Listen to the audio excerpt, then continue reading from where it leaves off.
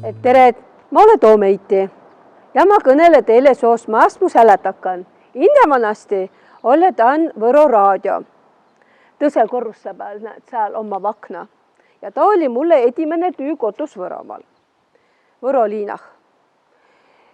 Ma tuli Võrole mehele ja mi lätsi elämä ämmä ja majja. Latse oli väikokese ja ma naksi hindele tüüd otsima. Ja siis ma lõi A-lehest kuulutust, et Võro raadio otsi hindale uudisside toimendajat. Ma kandidiirse sinna, uudisside toimenduse direktor ütles mulle nii, et kui sa naad opma võro kiilt, siis ma võtta sinna tühjü ja ma olin nõunduuga. Ma sai tühjü, ega hummogu kella 6 paiku siis tuli tüüle tulla, selle kell 7 hummogu lätsi edimetse uuditse eeterihe. Siis meil oli seal sääne kabinetikene, tõrrekene, siis meil lavakese oliva kõrvudi, siis ma üte lava tagan ja uudisside toimenduse direktor tõse lava tagan. Ma siis sätse välja uudissid arvutist ja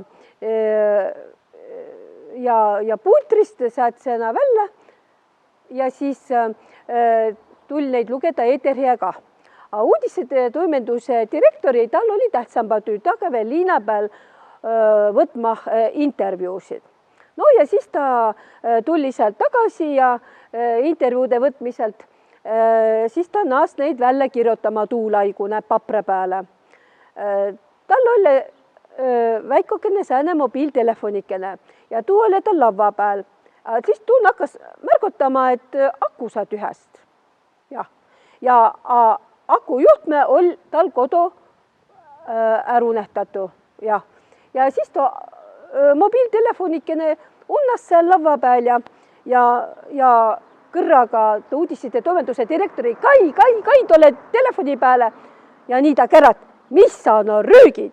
Läheme järg kodu, ma kääda sulle perre.